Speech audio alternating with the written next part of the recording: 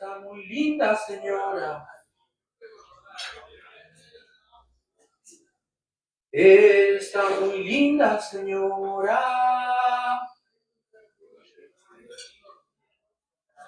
Está muy linda, señora.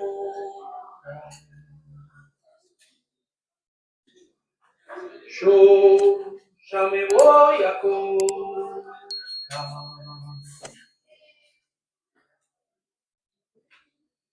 Ella le hablaba a la luna y yo le hablo igual.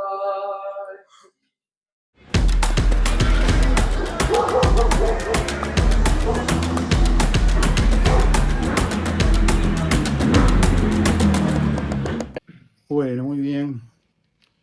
Hoy entrevistamos a Mateo Altés, que es un hombre con unas características muy particulares, porque es un hombre intuitivo,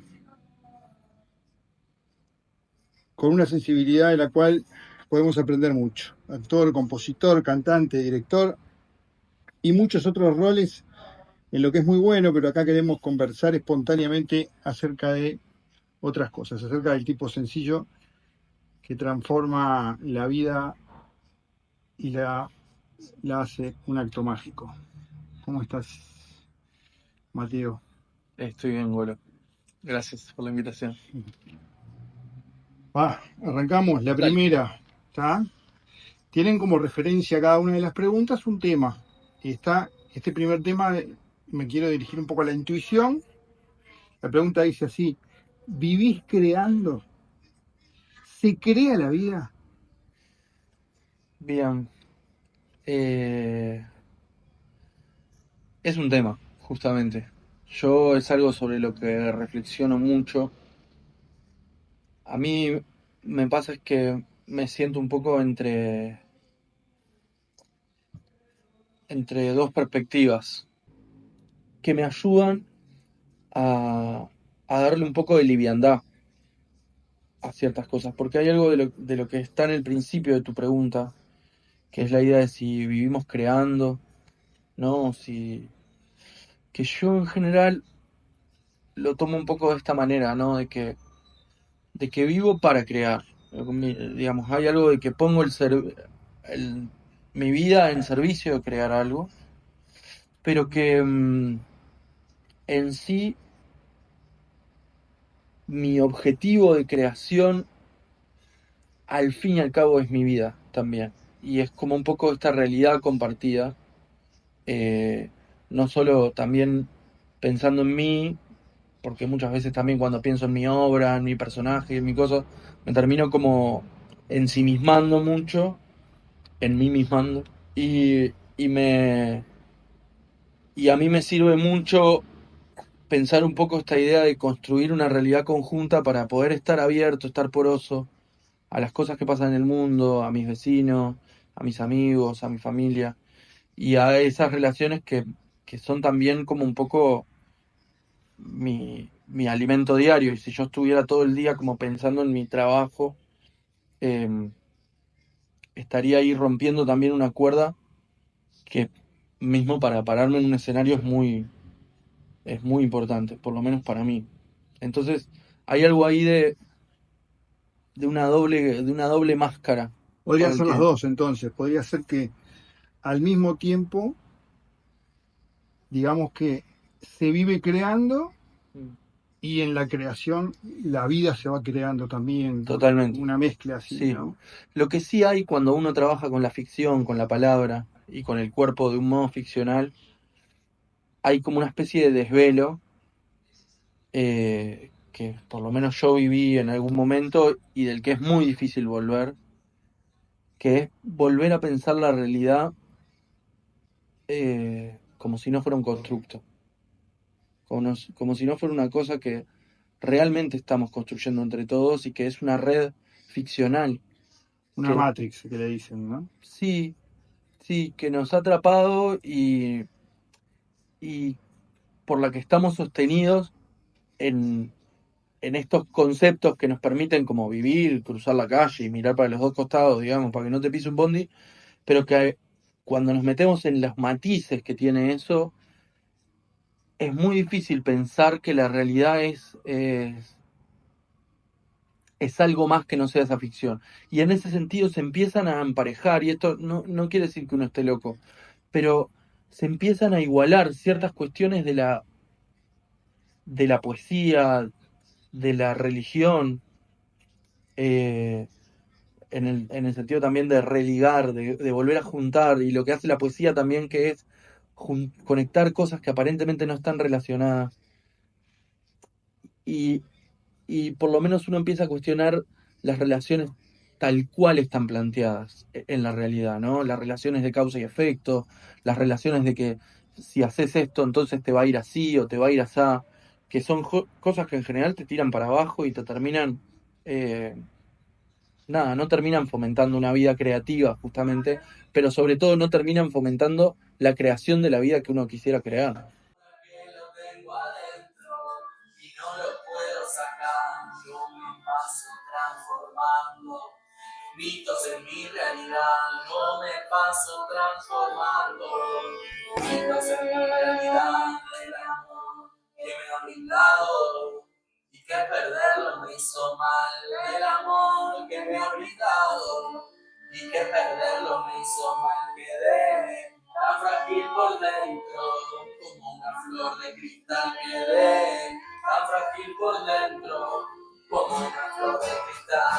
Ya no somos prisioneros, compramos la libertad. Ya no somos prisioneros y compramos la libertad. Solo ya no somos prisioneros, compramos la libertad. Somos prisioneros, compramos la libertad. La pregunta 2, así como la otra te comenté que el tema era la intuición, en esta el tema es la locura, ¿sí? Pero va encabezada como la otra, que arrancó vivís creando. Bueno, en este caso, si bien el tema de la locura arranca libertad. En un mundo que nos esclaviza con horarios y presiones, ¿hasta dónde llegar para alcanzar el ideal de libertad? O sea, ¿dónde estaría el límite que divide la pasión por la locura? Bueno, pienso varias cosas sobre esto. Lo primero que se me ocurre, porque es uno de los temas que a mí más me interesan en el teatro también, como algo a lo que vuelvo siempre, es cómo la locura y la libertad se parecen. Ahora, ya que mencionaste esas dos cosas, hay algo ahí de ese parecido que tienen que a mí siempre me atrae, y me permite cuestionarme ciertas cosas desde ese lugar. Yo creo, por otra parte, que no estoy loco, y creo, por otra parte, que en muchos aspectos de mi vida no soy libre.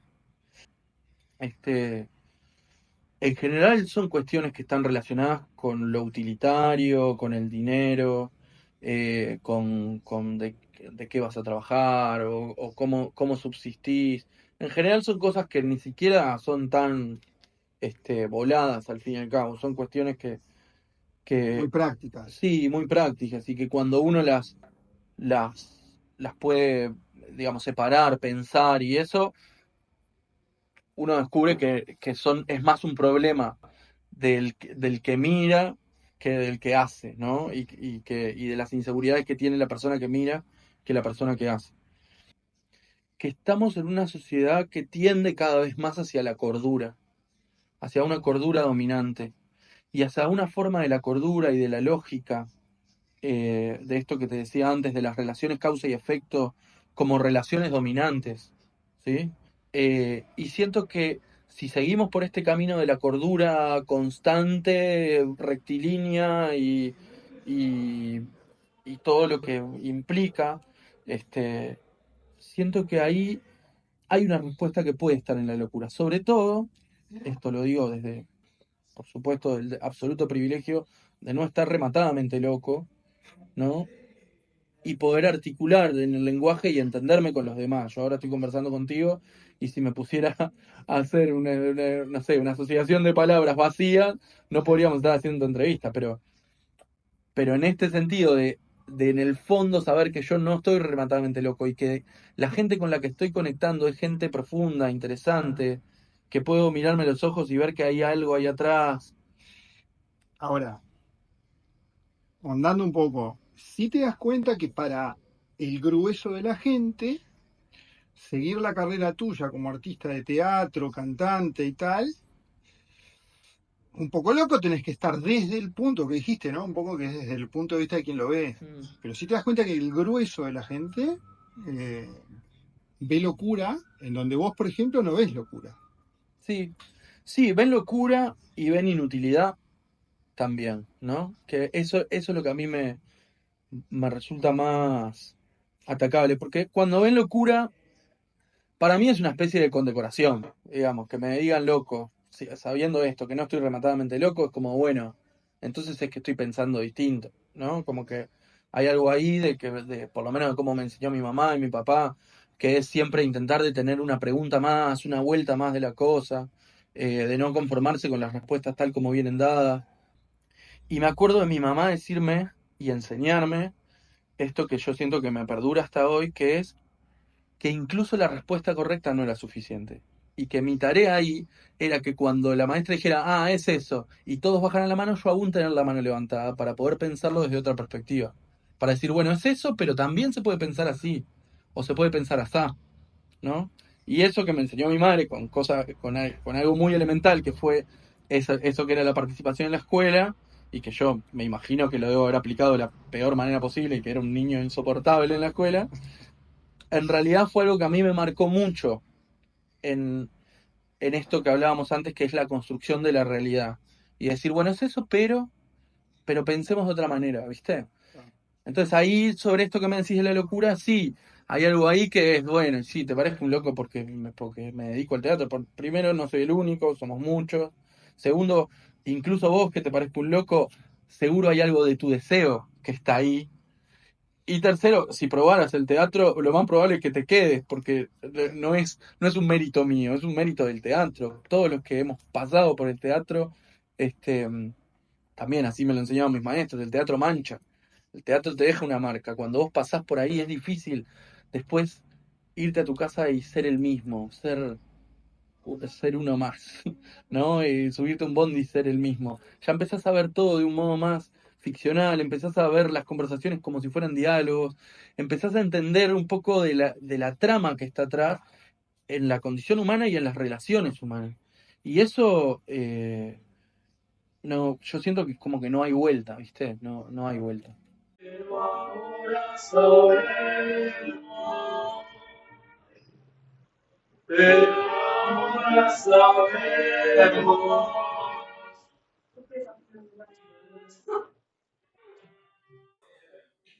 El día que yo me muera, el día que yo me muera, el día que yo me muera, un pájaro quiero ser, un pajarito chiquito, de esos que viene a comer. La pregunta, que está encabezada proceso creativo, dice, todos tomamos de quienes nos gustan algo y lo transformamos en nuestro. Ahora existe este concepto del impostor, autocreído impostor, ¿no? Que limita mucho, que autocensura. ¿Vos cómo manejás eso siendo una suerte de hombre orquesta que practica el arte como con una gran amplitud? A mí me pasa algo así, lo que tengo para decirte más llano que me pasa es, yo me siento actor desde siempre, desde que soy niño, eh, porque mi padre es actor, porque mi madre siempre tuvo como una apertura hacia lo artístico, lo creativo, bueno, por estas maneras de pensar muy probablemente que me inculcó. Y hay algo de ese mundo de ir a un teatro y sentirme en casa, de que mi casa estuviera llena de maniquíes, vestuario, ¿viste? Después de que mis padres se separaron, mi padre se juntó con una cantante y después con una bailarina y mis hermanos, la madre de mis hermanos son cantantes, bailarinas, ¿no? Como que hay algo ahí de ese universo en el que siempre estuve y nunca, o sea, sería como el lugar más contrario a ser un impostor, digamos, que no sabría cuál sería, pero como la reafirmación esa, incluso antes de hacer cosas, o sea, antes de hacer nada. Este, en general, sobre todo cuando tiene que ver con temas artísticos, donde yo siento un poco de miedo, es donde la intuición me dice que tengo que ir, ¿viste? Cuando a mí me digo, va, no sé, me daría miedito, yo qué sé. Desafíos, digamos. Sí, no sé, qué me daría miedo? Y, no sé, hacer una comedia que no sea, que no tenga como cierta hondura, no sé qué. Bueno, entonces tengo que ir por ahí, ver qué pasa con la actuación ahí, qué pasa con dirigir ahí. Viste, me daría miedo esto que me sé 3 acordes, cantar mis canciones. Bueno, entonces tengo que grabar un disco. Ya hice canciones. Tengo que juntar estas canciones y hacerlo. Como que hay algo ahí en teatro, en actuación, nosotros le llamamos impostura, justamente, que es imponerse algo para lograrlo, Mirá ¿no? coincidencia, Sí, ¿no? es una técnica actoral. Yo la aprendí ya te digo, de mis maestros, en particular Gabriel Calderón, que fue mi maestro en 4.º. Él nos habló mucho de esto. Teníamos que hacer una obra que era este, Roberto Zucco, una cosa muy francesa, contemporánea, y le habíamos dado toda una impronta a Vogue, del baile vinculado a la... Burlesque o algo así. Sí, no, y vinculado a la negritud, a los trans, en los 70 en Estados Unidos, bueno, en París también, y, y claro, y era como, bueno, de repente nosotros, que estábamos en un curso de formación actoral, tener que imponernos esta energía como una energía a la que llegar, que eso es un ejercicio simple de actuación, pero a través de la imposición de eso, decir, bueno, soy que se mire las uñas, que está acá, que te toca, que me toco, que dramatizo y que empiezo como, ¿no? Y eso primero se impone y después se va logrando. Si no, si vos crees que un día vas a estar preparado para poder acariciarte el cuerpo, bueno, empezá por acariciarte el cuerpo. Y esa técnica la estoy poniendo como ese ejemplo porque fue en el marco que lo aprendí, pero en realidad es algo que los actores hablamos todo el tiempo. Bueno, empecemos a hacerlo torpemente, toscamente, sabiendo que es torpe, sabiendo que es tosco, y, y un día lo vamos construyendo en la medida de que nos va pasando. Sobre todo por la creencia de que eso que está pasando ahí y lo que nos va a decir la escena es mucho más importante que cualquier pensamiento previo sobre cómo debería hacerse. Y esto es gracias a la inutilidad.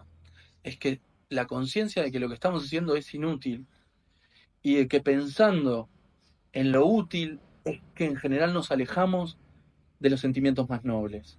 Es en lo inútil, es en el deseo de algo que no sé por qué, es una sed, una necesidad, que también es como un tono del deseo, ¿no? Que es necesito hacer esto, eh, porque sí, porque se me da la gana, y ahí hay algo que para mí te acerca a cosas más nobles, y es difícil uno sentirse un impostor si lo está haciendo desde el deseo. Si yo lo que quería, si yo lo que a mí me pasaba era que deseaba hacer esto. Cuando uno empieza a impostar demasiado y ponerse en un lugar y creer que lo que tiene que defender es eso que ya representa, en lugar de hacer las cosas por el deseo, ahí es cuando me parece que empieza a jugar este aspecto. Yo intento zafar de ahí lo más rápido posible, muchas veces no lo logro y muchas veces termino cayendo en esto, muchas veces digo, bueno, ¿por qué? ¿Será que otros son mejores? ¿Por qué estoy mostrando? ¿Por qué estoy cobrando una entrada?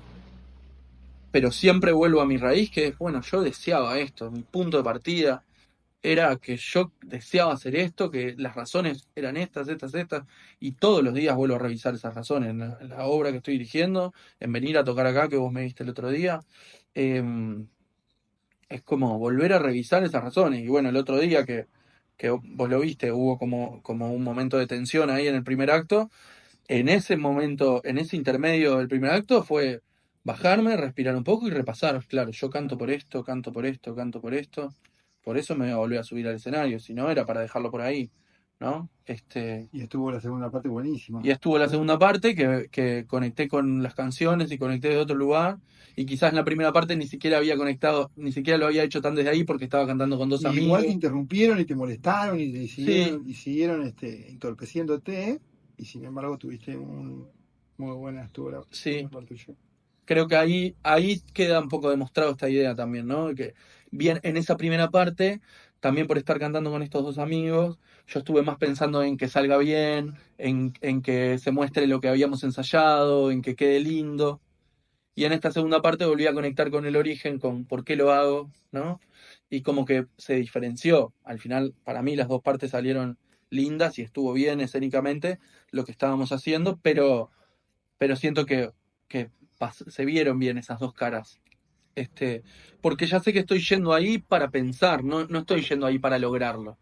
Estoy yendo ahí porque necesito pensarlo de otra manera, verlo de otra manera, y voy ahí con la salvedad de decir, yo no soy esto, yo no soy eso, yo no soy músico, yo no soy músico, yo soy actor, canto canciones.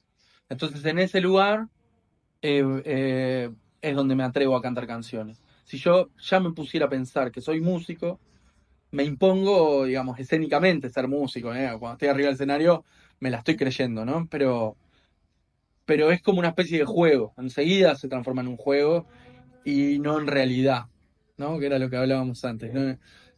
Como si la realidad no fuera un juego, pero empiezan a estar a ese nivel. La ficción y la realidad empiezan a estar en ese lugar poético donde tanto más vale una cosa y la otra. Y yo quiero eh, jugar, pensar. Bueno, voy a cantar una canción que los involucra, ¿sí? Eh, Me encantaría que puedan ayudarme. La idea es desbordar, ¿sí? Como llegar al borde e ir más allá, como la musarela en esa pizza, tío. En mi regreso a Uruguay, noté que la gente se pone muy rígida con facilidad y que defiende su postura a muerte. ¿Qué es el ego para vos?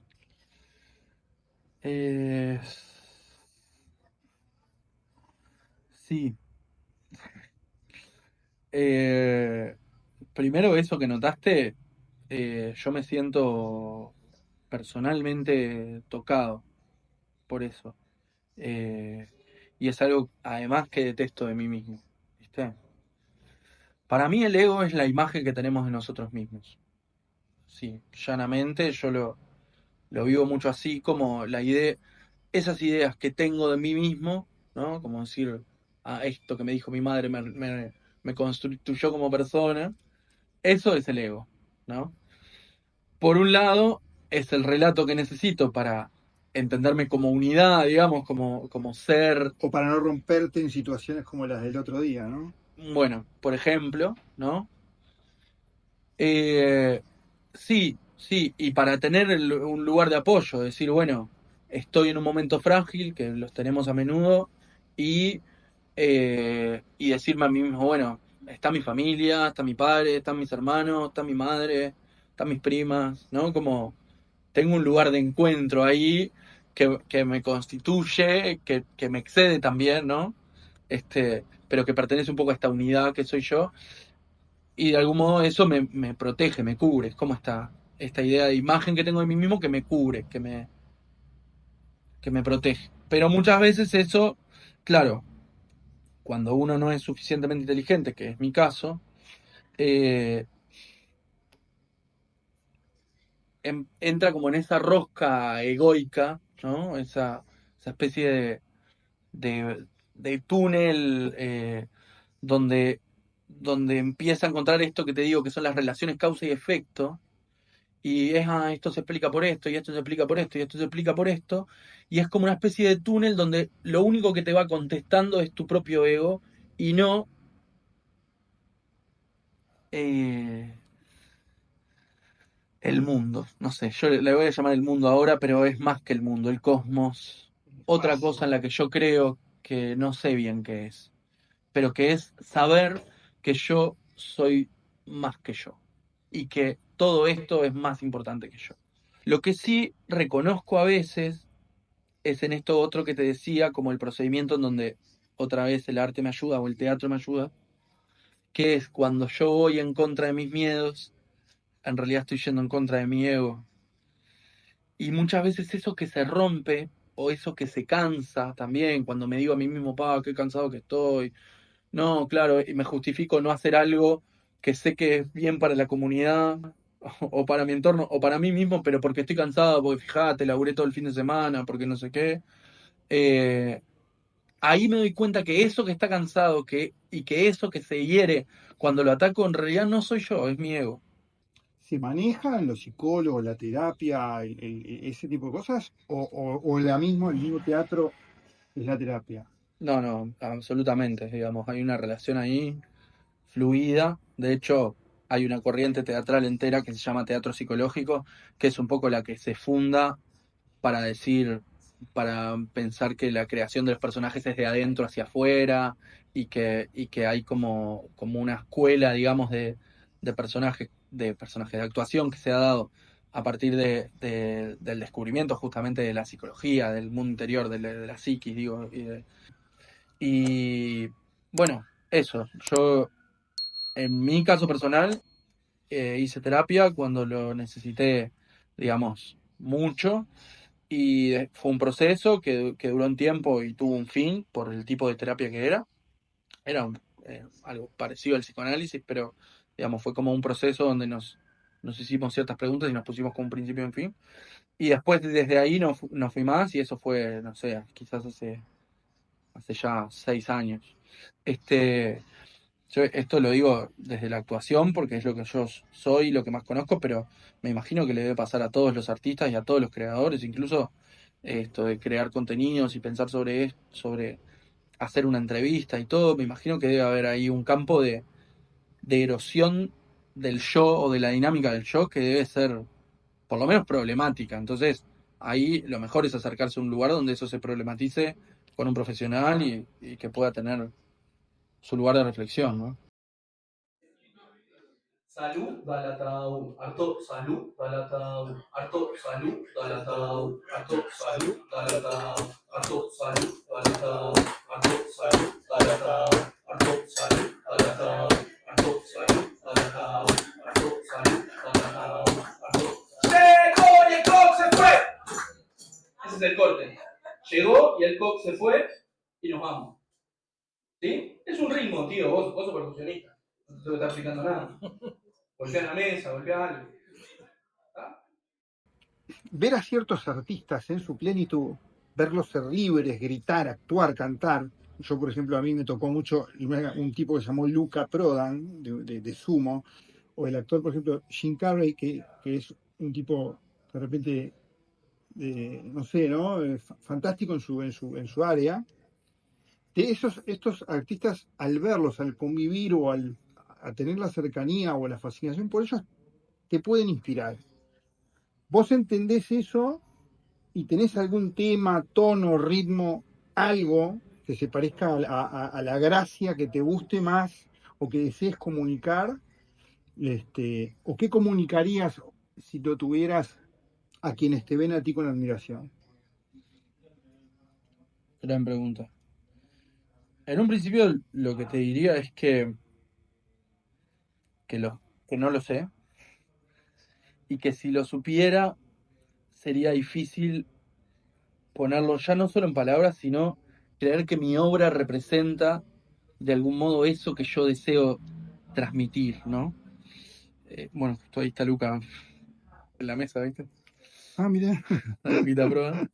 Eh, bueno, Luca para mí es una inspiración, Jim Carrey también, pero Luca en particular es ese payaso profundo, ¿viste? Ese payaso dark que sabes que tiene una hondura y una especie de consecuencia entre lo que dice, hace, piensa, siente, que para mí es totalmente inspirador en ese sentido. Él y algunas cosas de las que pasaron también en su época. Este, y yo siento que si hay algo que a mí me transmitieron ellos, en particular el rock, pues también soy muy rockero y el rock también como concepto, como lugar como el rock preguntándose qué es el rock, si, ¿no? Sabiendo que no son tres acordes y tupá, tutupá, tupá, tutupá, ¿no? Como que el rock es algo más que eso. Ahí, si hay algo que yo aprendí de ellos y que es lo que pongo en práctica, es esta idea del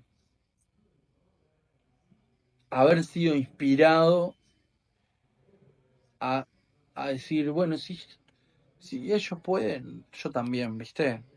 Y siento que hay algo de eso como una especie de trama o tradición en la que me inscribo, que es un poco eso, que es cu- a- sentir que son personas comunes, que están diciendo cosas comunes, pero que las están diciendo de un modo tan, ¿viste? Como el golpe, ¿viste? Como esto que dicen los la sabiduría oriental de que no hay que dar el golpe, hay que ser el golpe, ¿no?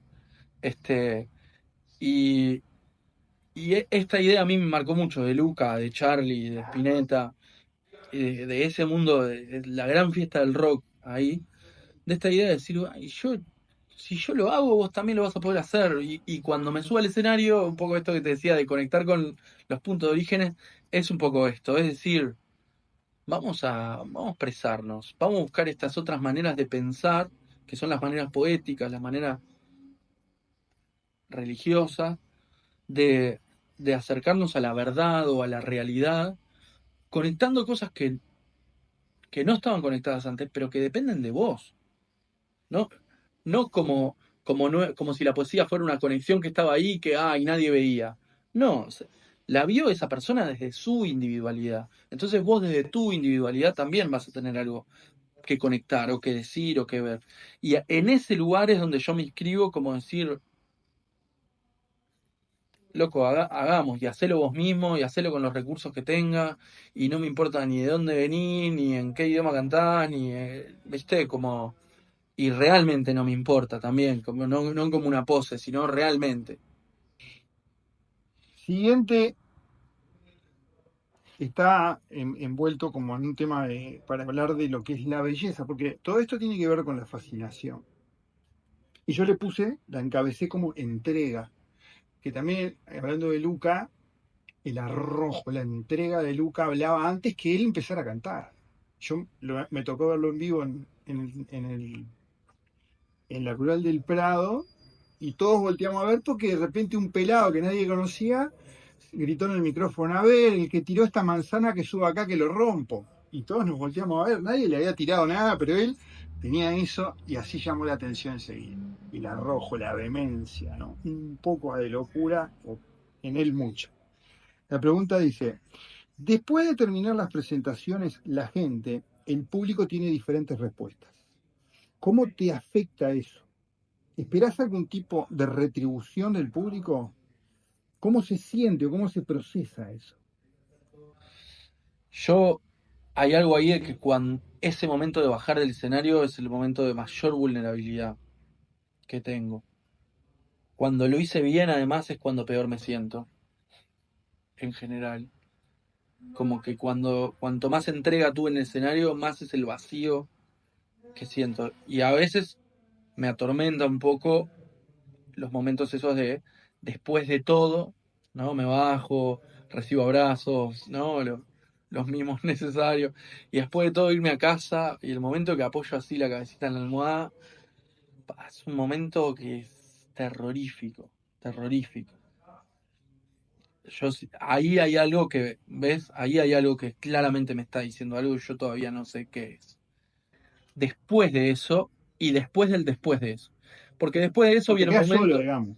exacto. Después de eso viene un momento que es abrazarse con mis amigos atrás del telón y abrazarse con los que están haciendo ahí mi obra, decir cómo salió hoy, empezar a conversar de cómo salió, de detalles, de no sé qué, o estar re contentos porque nos salió muy bien, que con zombies cada vez más viene pasando eso, pues ya estamos por la función número 40, entonces ya es como siempre una alegría constante bajarse del escenario. Vamos a cenar, todo, no sé qué, lo que quiera, y recibo todos esos mimos, que es la razón por la que yo hago esto, que es mendigar amor. Pero después hay un momento que yo me tengo que acostar, y que aunque me esté acostando con, no sé, con mis 5 hermanos, que son las personas que más quiero en el mundo, yo hago así para el otro costado y apoyo la cabeza y me viene una angustia, un vacío. Y está ligado directamente con eso que acabo de hacer. No sé qué decirte. Pero ahí hay algo, porque fue una palabra que nombraste, que tiene que ver con la belleza. Acá capaz que me voy a poner un poco íntimo, pero como que a mí me cuesta asimilar que alguna parte de toda esa belleza proviene de mí mismo. No sé por qué. Pero es también una zona con la que trabajo, que es mi fealdad y y ese lugar en donde decir, "Wow, el mundo es hermoso y yo tengo que hacerme cargo de eso, ¿viste?". Y ahí me. Buenísimo, buenísimo. Vamos a cantar esta canción. Yo digo llegó y el coq se fue y nos callamos, a no ser que no se quieran callar porque quieren desbordar. ¿Está claro?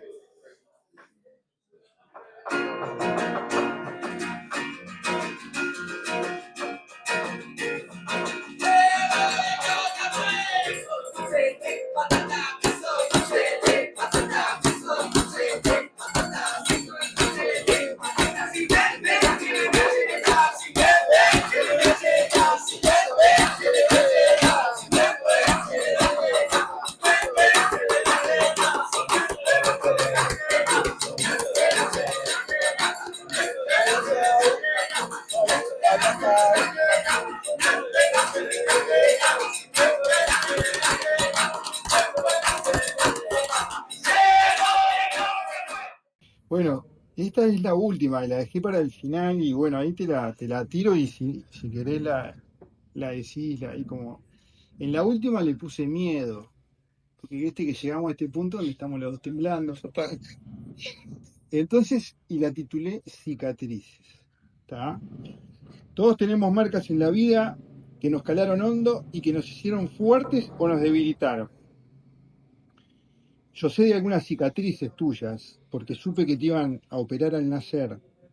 ¿Vos tenés algo para decir sobre eso a los que tienen miedo a vivir? Cuando, cuando yo nací con una cardiopatía congénita, que se llama transposición de grandes vasos o transposición de grandes arterias. Este, y eso necesitaba una intervención quirúrgica inmediata. En el momento que yo nací, en Uruguay no se hacía esa intervención y por distintas razones, mis padres, supongo que también con su propia red de contención, mis abuelos y su entorno, decidieron hacerlo en hacer esa operación en París y yo viajé apenas nacido en una incubadora, en un avión hasta París, me operaron, era una operación que tenía muchísimo riesgo, este, no, nunca supe el dato estadístico real, ni lo he investigado, son cosas que también me quedan a investigar, pero siempre se habló como de que había, no sé, un 10% de probabilidades de que me salvara, ¿no? Un 90% de que no, y un 10% de que sí, eh, por cómo estaban las condiciones en ese momento, la verdad es que no lo sé y no sé si estoy dando una estadística correcta, pero eh, eso me dejó 2 cicatrices muy grandes que son la misma y que se representan en la misma. Primero la cicatriz física, tengo una cicatriz en el medio del pecho, este, que en muchas de mis obras este, yo aparezco adrede sin remera o mostrando esa parte de mi cuerpo como algo así medio de marca de el actor que soy, es mostrar esa cicatriz es parte.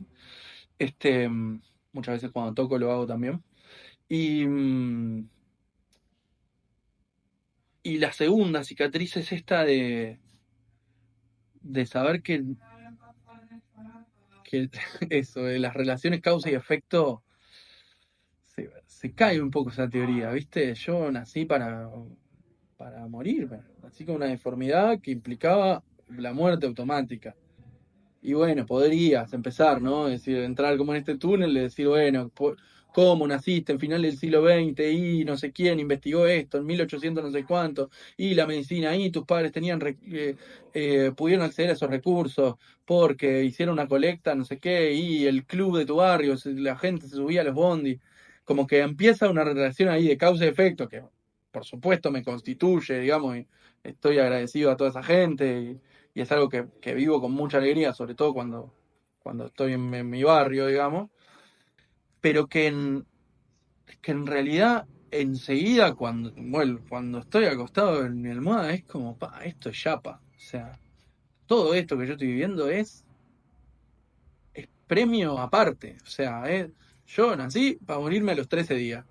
De los 13 días en adelante, que tengo 31 años, o sea, los 30 años y 352 días son yapa, y así cada día que pasa, ¿viste? Y eso es como una cicatriz linda para mí, ¿no? Es una cicatriz, o sea, es una cicatriz, pero es una cicatriz que yo vivo con mucha alegría y con mucha ganas de vivir y con mucha polenta también de lo que me depare en la vida, ¿viste? Por más de que, y así recibo los dolores también, ¿no? Así recibo las tristezas, como decir, y está, ¿qué me andá quejando? Total, ¿no? Si es chapa. Esa es mi historia. A partir de ahí yo creo que se pueden sacar infinitas conclusiones. Me gustaría no decir ninguna de las conclusiones porque todo el tiempo van cambiando también, ¿no? Como que hoy puedo sacar algunas conclusiones, pero después eso cambia.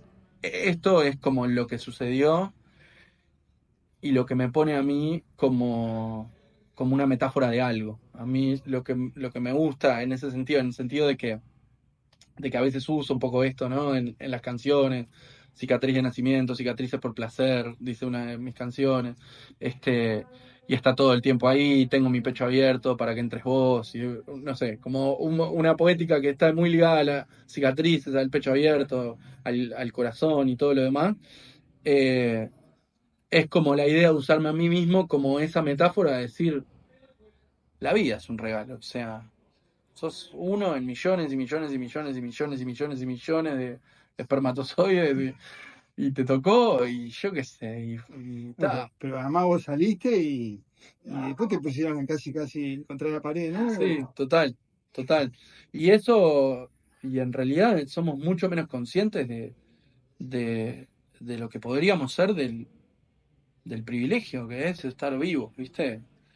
Y bueno, eso, no nos alcanza ni siquiera con cómo está el mundo, ¿no?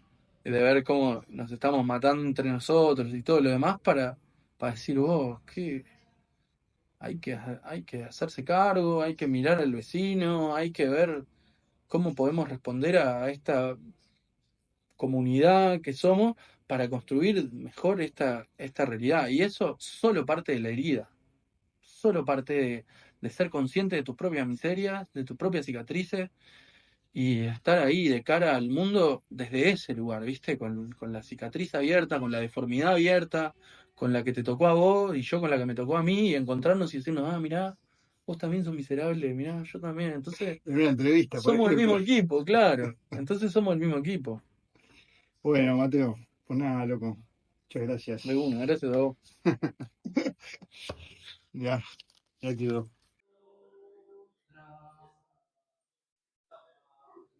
Lo que entra a la cabeza, de la cabeza se va.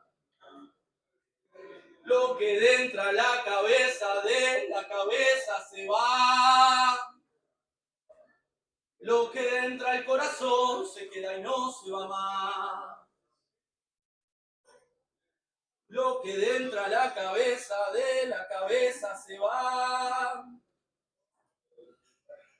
Lo que entra a la cabeza, de la cabeza se va. Lo que entra al corazón se queda y no se va más. Lo que entra a la cabeza, de la cabeza se va.